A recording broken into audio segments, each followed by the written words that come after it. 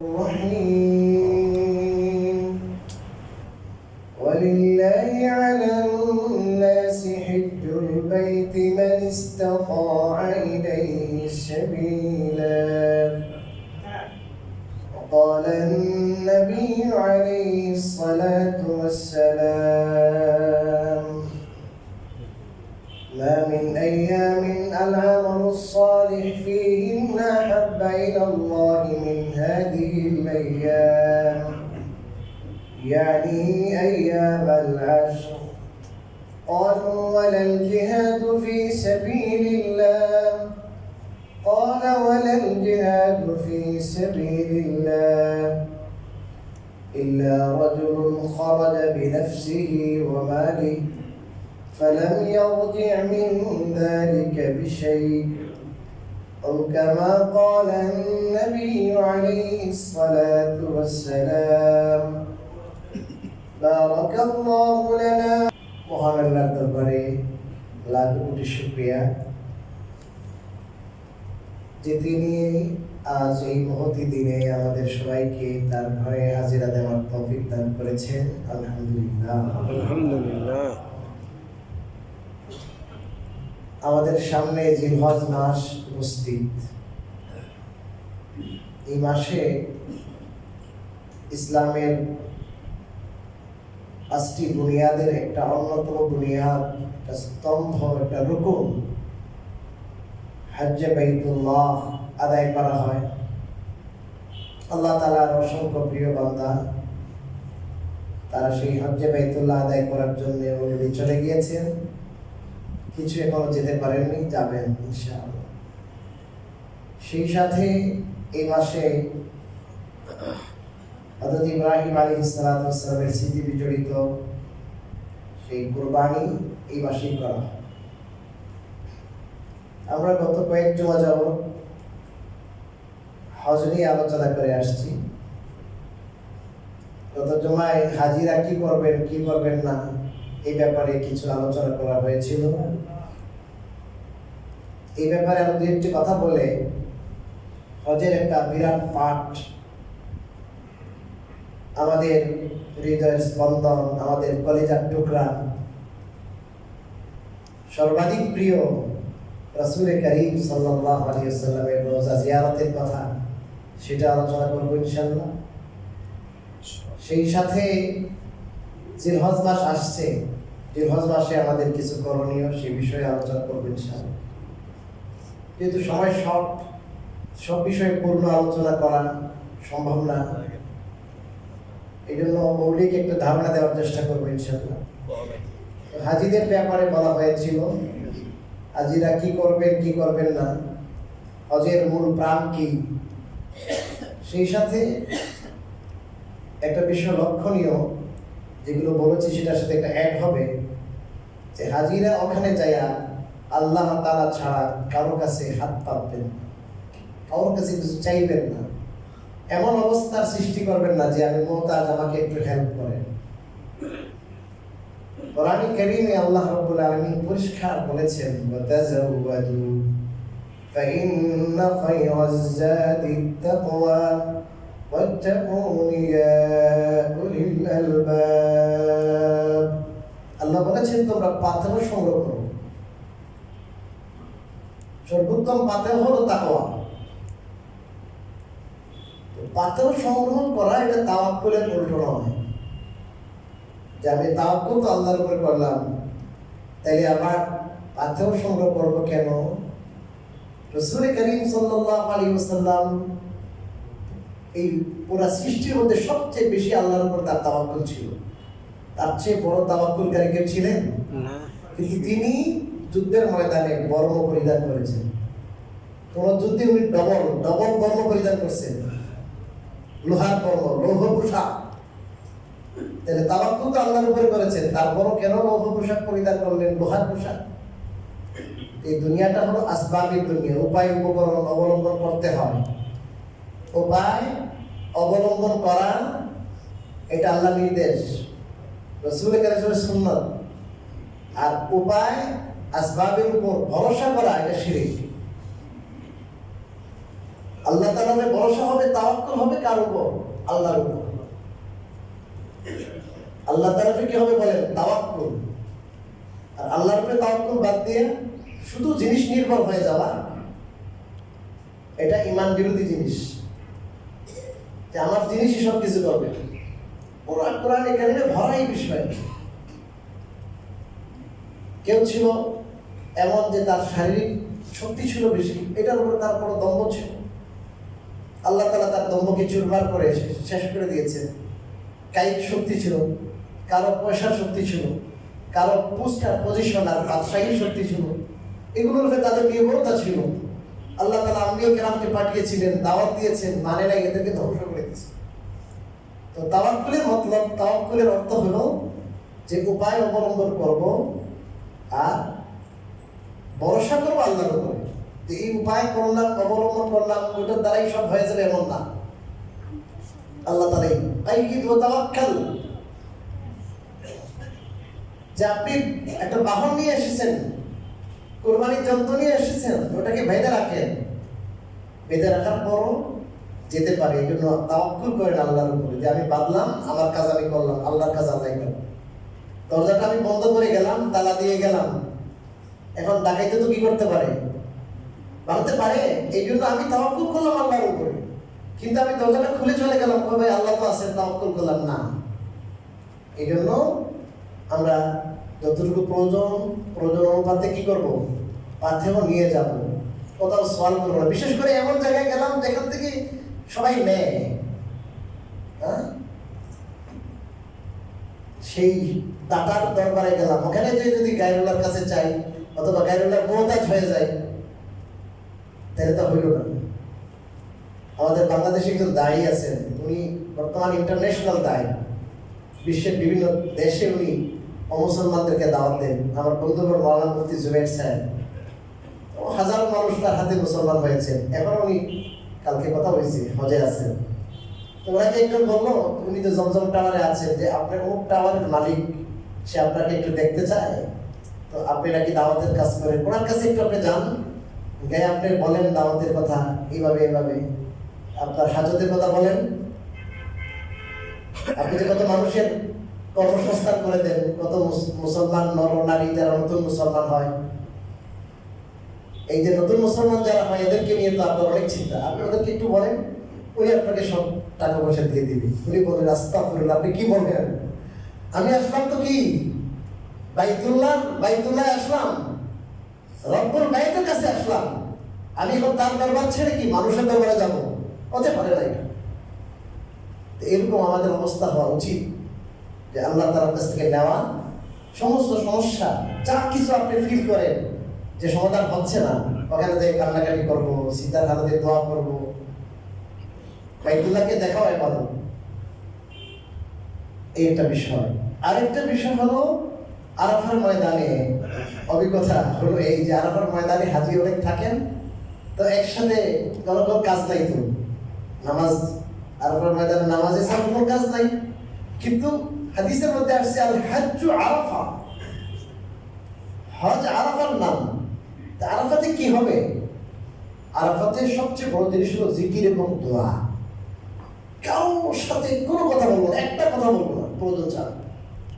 রাসূল কারীম সাল্লাল্লাহু আলাইহি ওয়াসাল্লাম পুরা বিকাল টাইম সূর্যাস্ত পর্যন্ত রাসূলুল্লাহ ইসলাম লম্বা ঘন্টা কি ঘন্টা দোয়া করছেন, এই উম্মতের জন্য কান্না করে করে দোয়া করছেন। আল্লাহর পক্ষ থেকে ঘোষণা আসছে যে এই উম্মতের পরস্পর যে কি করবে, জুলুম করবে একে অপরের। এই জুলুম ছাড়া বাকিদের গুনাহ মাফির জন্য আপনার সুপারিশ আমি কি করবো, কবুল করবো। আল্লাহ থেকে ওটা চাই দিচ্ছে। এত কান্নাকাটি, এত দোয়া, এত রোনাজারি করেছে। তা আমরা মনে করি এখানে তো কি না, মিনার মধ্যে অনেক কাজ, এখানে তো কাজ নাই, এখানে শুধু বসে থাকা না। ভাই, এটা কোন কাজ? ওখানে জায়গা আল্লাহ তাআলার জিকির, দোয়া, দুরূদ পড়তে থাকা, খুব কান্নাকাটি করা, খুব কান্নাকাটি করা, বেশি দোয়া করা, বেশি জিকির আজকার করা।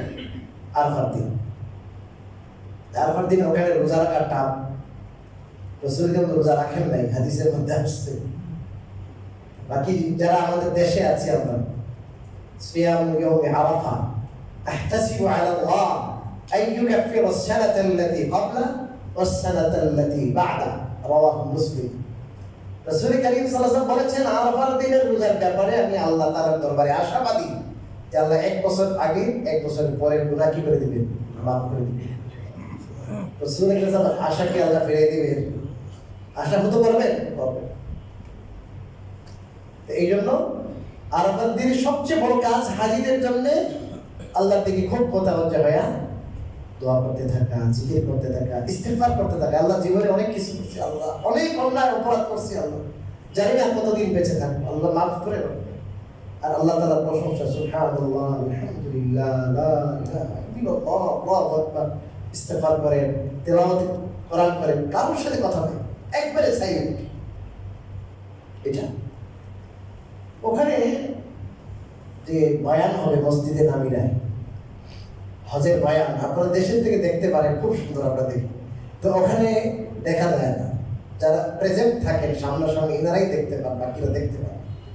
ওখানে যদি আপনার খিমাটা অনেক দূরে হয়, ওখানে যাওয়ার চেষ্টা করবেন না, তারপর খিমাও হারাবেন, ওইগুলো হারাবেন, এইগুলো হারাবেন, তাহলে এখানেই পড়েন। আর জামা বাইনা সালাতাইন, দুই নামাজ কি করে একসাথে পড়া, এটার জন্য শর্ত হলো ওখানে ওই জামাতে পড়া। আর আপনি যদি ওখানে যেতে পারেন তাহলে কি করবেন, জোহরের ওয়াক্তে জোহর আসর নামাজ পড়বেন। আর যদি ওখানে যেতে না পারেন, খেমায় পড়েন, তাহলে জোহরের সময় জোহর, আসরের সময় আসরে, মনে রাখবেন। এটা নিয়ে কাজা হয়, ধ্যান দেবার হয়, সবাই মুফতি হয়ে যায় ওখানে গেলে। আল্লাহ তাআলা কোরআনে পরিষ্কার বলেছেন, ওয়ালা জিদালা ফিল হজ। আমি গত সপ্তাহে বলেছি হজের ঝগড়া নাই। ওখানে যাই দিনের বিষয়ে ঝগড়া করতেছে, কত খারাপ জিনিস। এখানে ইমামরা, ফিকহের ইমাম আছেন, হাদিস ওনারা বেশি বুঝেন, ওনারা রায় দিয়েছেন যে ভাই ওই নামাজটা স্বাভাবিক থেকে ভিন্ন নামাজ পড়েছেন রাসূল সাল্লাল্লাহু আলাইহি ওয়াসাল্লাম। এই জন্য ওই নামাজটা যেমন ছিল, রাসূল সাল্লাল্লাহু আলাইহি ওয়াসাল্লাম ইমামতি ছিল, ওই জায়গায় যদি আজও ওই বিধান থাকবে। এই জায়গা ছাড়া অন্য জায়গায় যদি হয়, আপনার খেমার ভিতরে নামাজ হয়, ওই খেমার ভিতরে নামাজ পড়লে রাসূল ইসলাম সবসময় যেমন নামাজ পড়েছেন, ইন্নাস সালাতা কানাত আলাল মুমিনিনা কিতাবাম মাওকুতা, মুমিনদের উপর যে নামাজ ফরজ করা হয়েছে এটার বিশেষ অক্ত আছে, অক্ত অনুযায়ী নামাজ। স্বাভাবিক যে নিয়ম, ওই সেই নিয়মে এখানে প্রযোজ্য হবে। এটা নিয়ে ভাই ঝগড়া করবো না। কেউ যদি পড়েও ঠিক আছে, উনি পড়ুন, ওনারটা তো দায় আপনার আসবে না, হ্যাঁ, ওনাকে পড়তে দেন ভাই, ঠিক আছে উনি পড়ুন। একজন পড়তে চায়, তাকে পড়েন, তো ওনার দায়িত্ব আপনার, আল্লাহ আপনাকে জিজ্ঞেস করবেন না, তাকে আপনি কেউ বাধ্য করবেন। ঠিক আছে, আপনি যদি বন্ধু হয়, মহব্বতের হয়, ভাই আমরা এইভাবে না এইভাবে পড়ি, কিন্তু যদি আপনি বলতে গেলে এখানে ঝগড়া হয়, বলার দরকার নেই, বলার দরকার নেই। এইগুলি করা খুবই সব অবস্থায় খারাপ। কিন্তু ওখানে যাই গত বছর শুনলাম অনেক ঝগড়া ঝাঁটি, অনেক কিছু হয়েছে, পুরা থুলপাল হয়ে যায়। এটা নিয়ে যারা জীবন দিলেন কোরআন হাদিসের গবেষণার জন্য, হ্যাঁ, তাদের কাছে ছেড়ে দেন ভাইয়া, হুজুর আপনি যেটা করেন। বড় ইমামদের ফয়সালার আলোকে হাদিস বিশেষজ্ঞ যারা বলেছেন, আপনি জানেন ওনাদের ফয়সালাটা সে অনুযায়ী করেন, এটা নিয়ে ঝগড়া করবেন। ভাই কথা বুঝে আসছে? আরেকটা বিষয়, যখন আমরা মিনায় যাবো, মিনায় এটা লম্বা বিষয়। মিনায় যাওয়ার সময় যে প্রথম যে জামানায় আপনার বড় শয়তানকে ইয়ে করার সময় মানুষ গোয়াল করে মারা যায়। তা আমরা মনে করি কি, এখন যদি মারতে না পারি তাহলে সময় চলে যাবে, সবাই আবেগী হয়ে যায় ওই দিন, এতে করে মানুষ পদদলিত হয়ে মারাও যায়। ওই সময় একটু নিজেকে সম্বরণ করবো, ভেবে চিন্তে আগাবো, সবাই থাকবে ইনশাআল্লাহ, এটা একটু খেয়াল করবো, যাতে করে আমার কারণে আমি হজে আসছি, আবেগী হয়েছি, ঠিক আছে, আবেগ সবারই আছে, এই কারণে যেন কোনো ভাইয়ের কষ্ট না হয়, আমার পায়ে পিষ্ট হয়ে যেন আরেক হাজী সাহেব মারা না যায়, এটা খেয়াল করা উচিত। আচ্ছা, যখন আমরা হজ শেষ করবো, এবং হজের তো অনেক লম্বা বিবরণ রয়ে গেল, এই সময় আমার হাতে নাই, তো আপনারা দেখে নেবেন। অবশ্যই আপনারা যারা যাচ্ছেন পর্যাপ্ত জ্ঞান নিয়েই যাচ্ছেন ও মালুম মুআল্লিমের অধীনেই যাচ্ছেন, তো সেই হিসাবে আমি সেই অংশটুকু আর বলতে পারলাম না। আরেকটা পাঠ হজের অন্যতম, যেটা হজ শেষ করার পরে অথবা যদি আমরা আগে যাই, তাহলে আমরা হজের আগে মদিনায় তৈবায় 8 দিন কমপক্ষে থাকা হয়। এটা হাজিদের একটা অবিচ্ছেদ্য অংশ। মনে দীর্ঘদিন পর্যন্ত যে লালিত স্বপ্ন, সেই স্বপ্ন বাস্তবায়নের একটা সুযোগ আল্লাহ করে দেন। রাসূল কারীম সাল্লাল্লাহু রওজা জিয়ারত করা, এটা যে স্বাদ, এটার যে অনুভূতি, সেটা যে জিয়ারত করে, যে গেছে সেই বলতে পারে। এবং প্রকৃত মুমিন সবার অন্তরে সেই বাসনা থাকা উচিত। এমনি রাসূল কারীম সাল্লাল্লাহু রওজা ছাড়া আর যে কোনো সাহাবীও যদি হন, আব্দুল কাদের জিলানীও যদি হন, শাহজালাল মুজাদ্দিদ ইয়ামানিও যদি হন, মঈনুদ্দিন চিশতি বলেন, তারপরে ওই যে আপনার ভারতের মধ্যে আপনার আছে, আপনার নিজামুদ্দিন আছে, আমি ওখানে গিয়েছি, কত বড় বুজুর্গ ছিলেন। কোন কবর জিয়ারত করার জন্য দূর দূরান্ত যাওয়া, সফর করে যাওয়া, সফরের দূরত্ব পরিমাণ আপনি অতিক্রম করে যাওয়া জায়েজ নাই। কেউ যদি এখান থেকে শাহজালালে যায় শুধু এই জন্য যে শাহজালাল রহমতুল্লাহ কি করবে জিয়ারত, শুধু এই জন্য যাওয়া জায়েজ নাই। হাদিসে নিষেধ আছে, লা তুশাদ্দু রিহাল ইল্লা ইলা সালাসাতি মাসাজিদ, হাদিসের মধ্যে আসছে। এই জন্য কেউ সিলেটে গেছে, সুন্দর আকৃতি বাগানের প্রকৃতি দেখার জন্য গেছে, তো সিলেটে আসছে, বুজুর্গানে দিনের মাজার আছে, জিয়ারত করি, খুব ভালো কথা, যে অবশ্যই করবেন আপনি। কিন্তু কেবল জিয়ারতের উদ্দেশ্যে যাওয়া না, এটা নিষেধ আসছে হাদিসের মধ্যে। কিন্তু রাসূল কারীম সাল্লাল্লাহু আলাইহি ওয়াসাল্লামের রওজা মুবারক জিয়ারত করা এটা নিষেধ না, বরং এটা ব্যাপারে হুজুর নিজে উদ্বুদ্ধ করেছেন।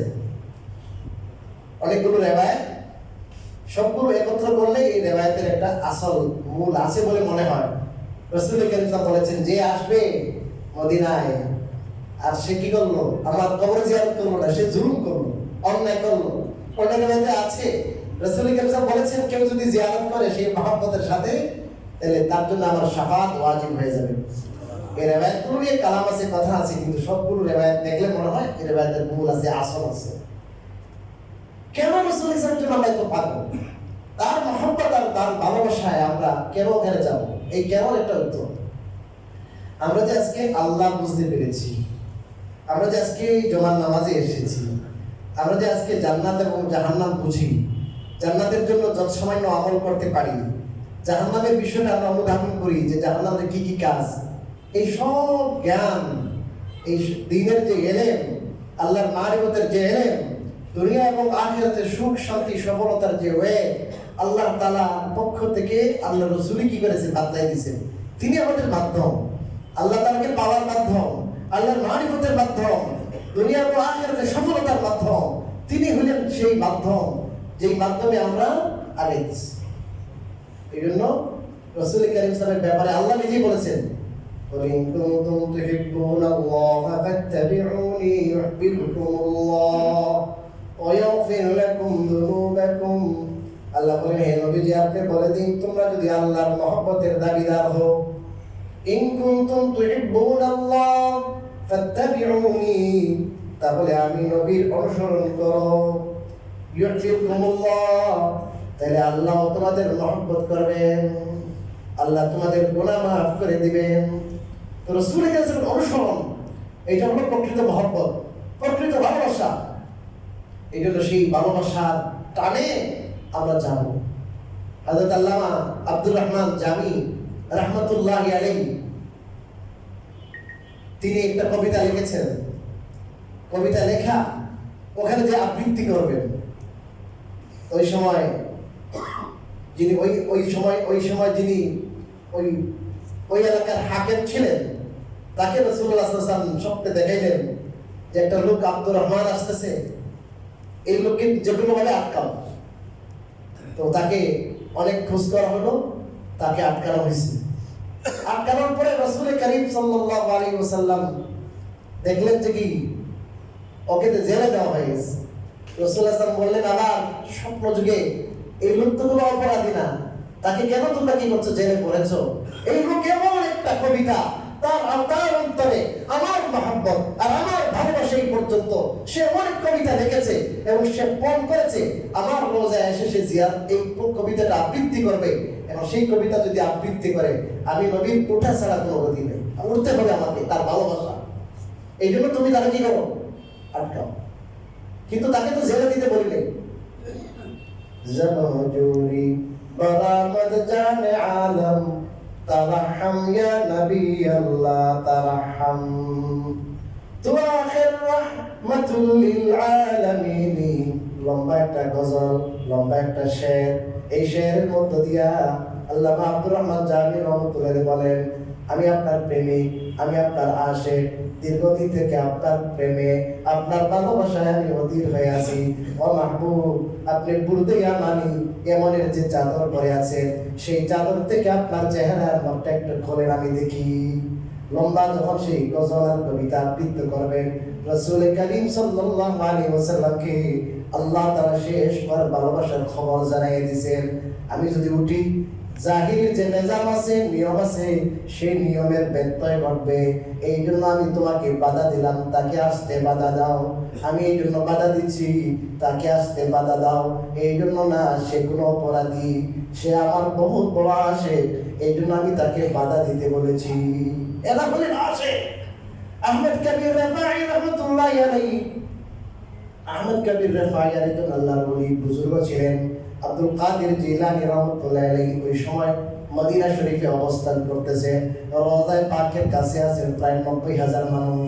আহমদ কবির রেফাঈ রহমাতুল্লাহি আলাইহি এসে উপস্থিত, আরবি একটি গজল গাইলেন, একটা কবিতা পড়লেন জিয়ারত করার সময়। আরবি একটি গজল আর কবিতা পড়ার সাথে সাথে রাসূল করিম সাল্লাল্লাহু আলাইহি ওয়াসাল্লামের হাত মোবারক কবর থেকে উঠলো। এই বিহার আব্দুল কাদের জিলানী রহমাতুল্লাহি আলাইহি সহ 90,000 মানুষ দেখতে পাইলেন। কি কবিতা পড়লেন? কবিতার আসরে তো বেশি হলো, রাসূল সাল্লাল্লাহু তো উঠে নাই, কিন্তু তার হাত মোবারক অলৌকিকভাবে উঠে আসলো। হযরত আহমদ কবির রেফাঈ রহমাতুল্লাহি আলাইহি তার সেই চোখ মোবারক দ্বারা সেটা চুম্বন করলেন। আমি বলি নাই, Abdur Rahman Suyuti, Jalaluddin Suyuti রহমাতুল্লাহি আলাইহি তাফসীরে জালালের লেখক, একটি কিতাব আছে তার আল হাবি কিতাব। ওই আল হাবি কিতাবে এনার এই ঘটনা লিখেছেন, এই ঘটনা লিখেছেন আল হাবি কিতাবে। হাদিহি নাওবাতুল আশবাহি কাদ হাজারাত ফামদুদ ইয়াদাইকা কাই তাহজা বিহা শাফাতি।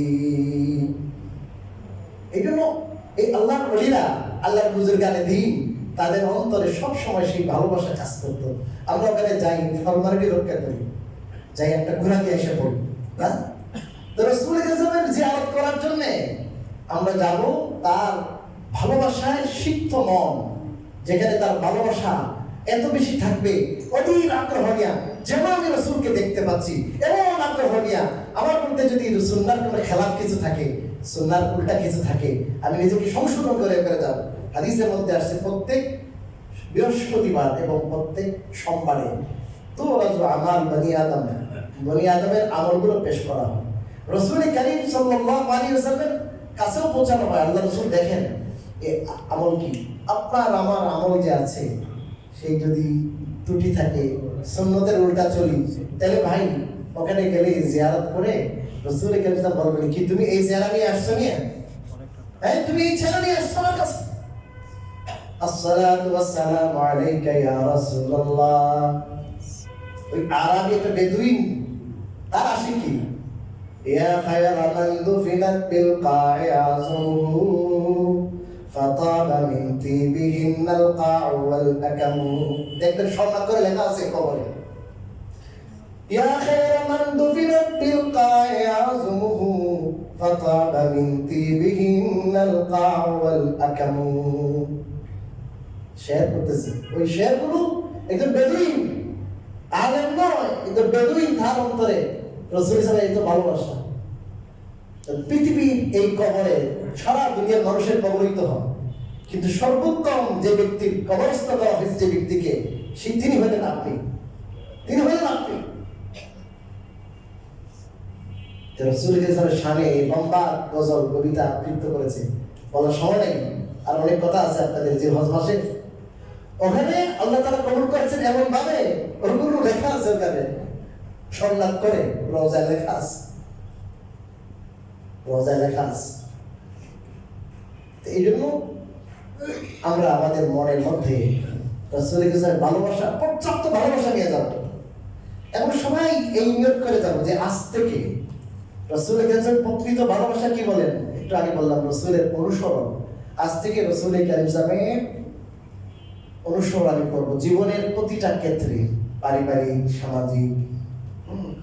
আমার যতটুকু সাধ্য আছে সাধ্যে গোলায় আমি প্রতিটা ক্ষেত্রে রাসূলুল্লাহ সাল্লাল্লাহু আলাইহি ফলো করবো। দুনিয়ার যত তন্ত্র মন্ত্র তরিকা পথ পদ্ধতি নমুনা আইডল এই সবগুলো হলো মানুষের নির্বাচিত, আর আল্লাহ তাআলা নির্বাচন করে যেটা আইডল দিলেন। লাকাদ কানা লাকুম ফি রাসূলিল্লাহি উসওয়াতুন হাসানাহ লিমান কানা ইয়ারজুল্লাহা ওয়াল ইয়াওমাল আখির ওয়া যাকারাল্লাহা কাসীরা। আল্লাহ তাআলা বলেছেন যে যারা আল্লাহর প্রতি আখিরাতের দিনের প্রতি ঈমান রাখে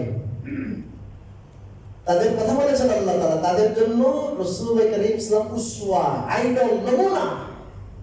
আর আমরা তো আজকে পশ্চিমাদেরকে নমুনা বানিয়ে রাখছি, ঘরে গেলে দেখা যায় পশ্চিমাদের আমলে সবকিছু। আমি নিয়ত করে যাব জামার মাথা থেকে পা পর্যন্ত রাসূল কারীম সাল্লাল্লাহু আলাইহি ওয়াসাল্লামের সুন্নতের দ্বারা সাজাবো, আমার পরিবারে রাসূলের সুন্নাত ঢুকাবো, আমার ছেলেদের মধ্যে মেয়েদের মধ্যে রাসূলের সুন্নাত ঢুকাবো। আমি দুনিয়ার যেখানে যাব তার সুন্নতকে নিয়ে যাব। তার সুন্নাত প্রতি যদি ভালোবাসা থাকে এটা হলো প্রকৃত ভালোবাসা, আর বাকি সব ভালোবাসা হলো ঠোঁটের ভালোবাসা। হাদিসে আছে মান আতাআনি ফাকাদ আহাব্বানি ওয়া মান আহাব্বানি কানা মাই ফিল জান্নাহ ওয়া ফি রিওয়ায়াতিন মান আহইয়া সুন্নতি ফাকাদ আহাব্বানি ওয়া মান আহাব্বানি কানা মাই ফিল জান্নাহ। তা রাসূলের মহব্বতের মাপকাঠি রাসূল নিজে দিয়ে দিয়েছে যে কে ভালোবাসে আর কে ভালোবাসে না। এটার মাপকাঠি কি? এটার মাপকাঠি হলো যদি রাসূলকে আমরা ফলো করি, রাসূলের সুন্নাহকে যদি আমরা ফলো করি, তাকে যদি আদর্শ হিসেবে মানি, তাহলে আমি সাচ্চা রাসূলের আশিক। আর যদি রাসূলের ইশক আর ভালোবাসার গান গাই আর ভালোবাসার মানে এমন ফেনা উঠাই শুধু রাসূলের প্রেমিক আমি, ভালো আশিকানে মুস্তাফা, বিশ্ব আশিকে রাসূল সম্মেলন, মহাসম্মেলন, কিন্তু জীবনে কি নাই? সুন্নাহ নাই। তো এটা ভণ্ডামি, এটা কি না? ইশক নয়। এদেরকে রাসূলের কারীম তারা এদের হাউসে বসে। হাদিসের মধ্যে আসছে সহিহ বুখারীর হাদিস, আরিফুহুম ওয়া ইয়ারিফুনানি, এমন উম্মত মুসলমান আমি তাদের চিনি তারাও আমাকে চিনে। যখন আসবে আমি বলবো আমার উম্মত, এরা ওযু করেছে, ওযুর চিহ্ন দেখা যাচ্ছে, কিন্তু যখন কাছাকাছি আসবে হজে গোসলের পানি পান করতে রাসূল কারীম সাল্লাল্লাহু আলাইহি ওয়াসাল্লাম আর তাদের মাঝখানে একটা হিজাব আর পর্দা পড়ে যাবে। রাসূল কারীম সাল্লাল্লাহু আলাইহি ওয়াসাল্লাম বলবেন আমার উম্মত তাদেরকে কেন পর্দাবৃত করা হলো? তখন ফেরেশতা বলবেন ইন্নাকা লা তাদরি, ও নবীজি আপনি জানেন না, ও নবীজি আপনি জানেন না, মা আহদাসু বাদা, আপনি দুনিয়াতে আসার পরে আপনার সুন্নাহর মধ্যে আপনার রেখে আসে যে তরিকা আছে এটার মধ্যে তারা কি ধরনের কম বেশি করেছে, বেদাত করেছে। শুধু হুজুরের ইশক আর মহব্বত লালন করিয়া আর সুন্নাহ বিবর্জিত কাজ করলে কি হয়ে যাবে না? ইশক আর মহব্বত হবে না, সেই ইশক আর মহব্বত কাল হয়ে দাঁড়াবে। রাসূল কারীম তখন বলবেন সুহকান লিমান গায়্যার বাদ, দূর হয়ে যাও, দূর হয়ে যাও।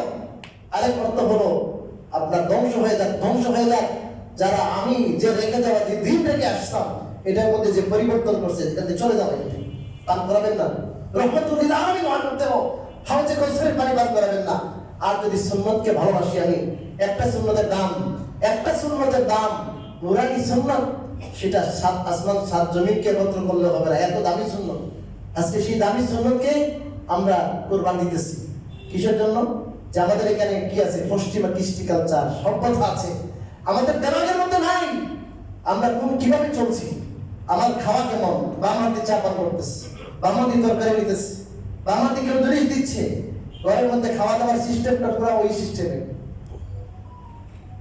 এই জন্য ভাই ইস্ট আর ওয়েস্ট বাদ দেন, আসেন কোথায়? রাসূল কারীম সাল্লাল্লাহু আলাইহি ওয়াসাল্লাম তরিকা আসে।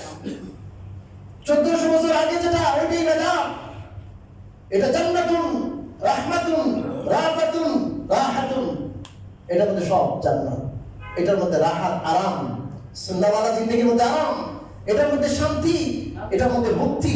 এটা একই করে তারপরে যাবো ওখানে গেলে সেই তৃপ্তিটা পাবো। 1000 বার দুরূদ শরীফ পড়ে ঘুমাবেন ডেইলি, 1000 বার। হতে পারে রাসূল কারীমের জিয়ারত ঘুমে হয়ে যেতে পারে, হতে পারে, যদি তওবা করতে পারি, আর রাসূলের সুন্নাহ অনুযায়ী চলার জন্য যদি দৃঢ়প্রত্যয়ী হয়ে যায় যে আমি বেঁচে থাকি আর মরে যাই আপনার সুন্নাহর উপরে মরব। রাসূলের সুন্নাহ মানে এটা ব্যক্তির সুন্নাহ না, রাসূলের কাছে সুন্নাহ মানে এটা আল্লাহর পক্ষ থেকে নির্বাচিত, এটা আইডল। আল্লাহ বলেছেন যে আমাকে পাইতে চাও ওনাকে দেখো, ওনাকে ফলো করো। এটা তো মূর্তি না, যে উনি নিজের থেকে এটা করতেছেন ইচ্ছাকৃত, এরকম না। আল্লাহ বলেছেন আমাকে পাইতে চাও, আমার মত আমি কি চাই, আমার মর্জি কি, আমার সন্তুষ্টি কি, আমার নবীকে দেখো, আমার নবীকে দেখো।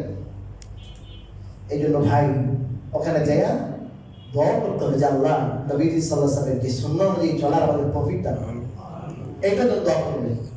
আর দুরূদ শরীফ বেশি করে পড়বো। মদিনায় যখন যাবেন গাড়ি দিয়ে 4-5 ঘন্টা লাগবে, পুরো রাস্তায় কোনো কথা বলবেন না, শুধু দুরূদ শরীফে আমল করবেন, দুরূদ শরীফে আমল করবেন।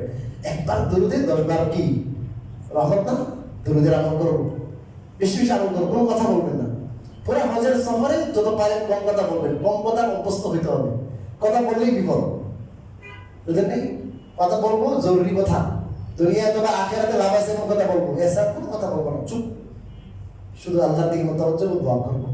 আরেকটা কথা বলি, একটা হাদিস আছে, রাসূল কারীম সাল্লাল্লাহু আলাইহি ওয়াসাল্লাম বলেছেন কেউ যদি 40 ওয়াক্ত নামাজ পড়ে আমার এই মসজিদে নববীতে, কয়েকটা 40 ওয়াক্ত, 40 দিন না, 40 ওয়াক্ত নামাজ, তাহলে আল্লাহ রাব্বুল আলামিন তাকে বারাতুম মিনান নার ওয়া বারাতুম মিনান নিফাক, আল্লাহ রাব্বুল আলামিন তাকে জাহান্নাম থেকে কি দিবেন? মুক্তি দিবেন। নিফাক সে মুনাফিক না, সে মুমিন, খালেস মুমিন, এটা গ্যারান্টি হয়ে যাবে আপনার। আপনি যে খালেস মুমিন এটা কি পাবেন? গ্যারান্টি পেয়ে যাবেন 40 ওয়াক্ত যদি কি পড়েন। এই হাদিসটা আছে মুসনাদে আহমদে, মুসনাদে আহমদে হাদিস আছে, আর কিতাবেও আছে। এই হাদিসের ব্যাপারে অনেক মুহাদ্দিসিনে কেরাম বলেছেন হাদিসটা সহিহ অথবা হাসান হাদিস, গ্রহণযোগ্য হাদিস। যারা এই হাদিসকে দুর্বল বলে তাদের মত ঠিক না। আরেকটা হাদিস আছে বুখারীর, যে 40 দিন নামাজের যে হাদিসটা আছে, যে 40 দিন এমন ভাবে নামাজ পড়বে ইউদ্রিকুত তাকবীরাতাল উলা, তাকবীর উলা সহকারে, কুতিবা লাহু বারাআতান, তার জন্য 2টি মুক্তি নামা লেখা হয়। একটা হলো বারাতুম মিনান নার, জাহান্নাম থেকে মুক্তি, আর একটা বারাতুম মিনান নিফাক, নিফাক থেকে মুক্তি। এটা সাধারণ মসজিদের, এটা কি আপনি এখানে আছেন, আপনিও 40 দিন পড়েন, তাহলে 5 × 40 = 120 হবে। কত? 120 নামাজ পড়তে হবে আপনাকে, বুঝেন নাই? আর ওখানে কত? 40। যেহেতু মসজিদে নববী, এটার নাম বেশি কিনা বলেন? মসজিদে নববীতে এক নামাজে, ইবনে মাজাহ রিওয়ায়াতে বোঝা যায় এক নামাজে 50,000 নামাজ, বুখারী রিওয়ায়াতের দ্বারা বোঝা যায় এক নামাজে 1000। তে আপনি হোটেল বসে আছেন, ভাই 8 মিনিট 10 মিনিট 15 মিনিট লাগবে, আরে ভাই মরবো না তো, মরলে মরে যান না। বাবা হবে মদিনা বললে রাসূল কারীম সাল্লাল্লাহু আলাইহি ওয়াসাল্লাম সাহাবী হযরত উমর রাদিয়াল্লাহু তাআলা দোয়া করতেন, আল্লাহুম্মা জাআল মাউতি, আল্লাহুম্মা জাআল মাউতি ফি সাবিলিক, ফি সাবিলিক, ওয়াজআল কবরি ফি বালাদি হাবিবিক। ইয়া আল্লাহ, আমার মৃত্যু দান করেন শহীদ মৃত্যু, আপনার রাস্তায় যেন আমার মৃত্যু হয়, আর আমার কবরটা যেন আপনার হাবিব সাল্লাল্লাহু আলাইহি ওয়াসাল্লামের শহরের মধ্যে হয়। আল্লাহ এত কবুল করলেন, এত কবুল করলেন। হযরত আয়েশা রাদিয়াল্লাহু তাআলা আনহা যখন দেখলেন ওমর রাদিয়াল্লাহু তাআলা আর বাঁচবেন না, হযরত ওমর রাদিয়াল্লাহু তাআলা দরখাস্ত পাঠাইলেন, আমি আমার নবীজি সাল্লাল্লাহু আলাইহি ওয়াসাল্লামের সাথে সারা জীবন ছিলাম, ওনার পাশে আমি একটু থাকতে চাই, মরার পরেও আপনি জায়গা দিবেননি। হযরত আয়েশা রাদিয়াল্লাহু তাআলা আনহা নিজের হকটা ছেড়ে দিয়া হযরত ওমর রাদিয়াল্লাহু তাআলা এর জন্য জায়গা দিয়ে দিলেন। ওয়াসাহিবাকা লা আনসাহুমা আবাদা মিন্নি আসসালামু মা জারাল কলমু। আল্লাহ হযরত ওমর রাদিয়াল্লাহু তাআলাকে জায়গা দিয়ে দিয়েছেন হযরতকে আয়েশা, যে আয়েশার কুলে রাসূলের ইন্তেকাল হয়েছে, কইলেন না আল্লাহ রাসূলের সাহাবী ওমর আমার থেকে ভালো, খলিফাতুল মুসলিমিন, কষ্ট করেছেন ইসলামের জন্য, ইসলাম কায়েমের জন্য। যে মেহনত আমার নবীজি করেছেন সেই মেহনত সবচেয়ে বেশি করেছেন তিনি আমার থেকে, অতএব কি ওনাকে জায়গা দিয়ে দিই। হযরত ওমর আছেন, আবু বকর আছেন, এখানে একটা জায়গা খালি আছে। এই ব্যাপারে অনেক কথা আছে, কেউ কেউ বলেন হযরত ঈসা আলাইহিস সালামের জন্য এই জায়গাটা, বুঝলেন না? আরেকটা বিষয় বলে গেছি বলতে, ওখানে এখন তো অ্যাপস এর মাধ্যমে, আগের যে সিস্টেম ছিল সিস্টেম নাই, রওজাতুল মিন রিয়াদিল জান্নাহ, এখানে বুখারী রিওয়ায়াত আছে, মা বাইনা কবরি ওয়া বাইনা মিম্বারি রওজাতুল মিন রিয়াদিল জান্নাহ, আমার কবর আর মিম্বরের মাঝখানে, আমার ঘর আর মিম্বরের মাঝখানে, আমার ঘর আর মিম্বরের মাঝখানে যে জায়গাটা, এটা জান্নাতের ঠিকই বাগান। এই হাদিসের তিনটি ব্যাখ্যা, এর মধ্যে সবচেয়ে উৎকৃষ্ট ব্যাখ্যা যেটা বেশিরভাগ মুহাদ্দিসিন একরাম বলেছেন, এই জায়গাটা স্থানান্তর হয়ে যাবে কোথায়? জান্নাতে। জান্নাতে যাবে ওই জায়গাটা, মানে এই জায়গায় কেউ ঢুকলো, সে কোথায় ঢুকে গেছে? কথা জান্নাতে ঢুকে গেছে, বুঝলেন নাই? আর এই জায়গার মধ্যে রাসূল কারীম সাল্লাল্লাহু আলাইহি সাহাবী, অনেক সাহাবী, এনাদের স্মৃতি বিজড়িত একটা জায়গা আছে এর পিছনে। এর পিছনে একটু উঁচা জায়গা দেখবেন, ওইটা হলো আসহাবে সুফার জায়গা পিছনে। আসহাবে সুফা যাদের ব্যাপারে কোরআনে আল্লাহ বলেছেন, যাদের ব্যাপারে কোরআনে আল্লাহ বলেছেন, ওই নবীজি واصبر نفسك مع الذين يدعون ربهم بالغداة والعشي يريدون وجهه ولا تعد عيناك عنهم تريد زينة الحياة الدنيا ولا تطع من أغفلنا قلبه عن ذكرنا واتبع هواه وكان أمره فرطا। আল্লাহ রাসূল সাল্লাল্লাহু আলাইহি ওয়াসাল্লাম বলেন, হে নবীজি, আপনার চোখটা আপনি নিবদ্ধ রাখবেন এই লোকদের প্রতি, যারা দিনে রাত্রে কি করে? আমার জিকির করে। তারা কি চায়? আমাকে চায়। আল্লাহ তাআলা বলেছেন, ওয়াসবির নাফসাকা মা'আল্লাযীনা ইয়াদউনা রাব্বাহুম বিল গাদাতি ওয়াল আশি, প্রাতঃ সন্ধ্যায় তারা তাদের রবকে ডাকে। আপনি চোখ উঠে অন্যদিকে তাকাবেন না, এদের সাথে বসেন। এমন জামাতেরা যাদের সাথে বসার জন্য রাসূলকে খুব নির্দেশ দেওয়া হয়েছে, চিন্তা করেছেন? ওই জায়গায় একটু পারলে কেন যাইয়েন। আর ওখানে অনেকগুলো উস্তানা আছে, ফিলার আছে, ফিলারের উপরে স্বর্ণাক্ষরে করে লেখা আছে উস্তানা হান্নানা, উস্তানা আয়েশা। হযরত আয়েশা উস্তানা, যেটা সুতুন ফিলার, ওখানে বসে দোয়া করলে দোয়া কবুল হয়। সেগুলো দিয়ে জাকির রহমত লিখেছেন। আমি একবার 3-4 ঘন্টা ছিলাম ওখানে, তো পুলিশটা তো এগুলো বুঝে না, ভাই বাহাদিল উস্তানা শেখ, উস্তানা দিয়ে কি করবেন আপনি আমাকে? তো তাকে সাথে এখানে তো ঝগড়া করা যাবে না, কথা বলা যাবে না। লা তারফাউ আসওয়াতাকুম ইনদা সাউতিন নবী, নবীর সামনে জোরে কথা বলা যাবে না। রাসূল কারীমের ব্যাপারে আহলুস সুন্নাত ওয়াল জামাতের আকীদা, রাসূল জিন্দা আছেন কোথায়? কোথায় জিন্দা?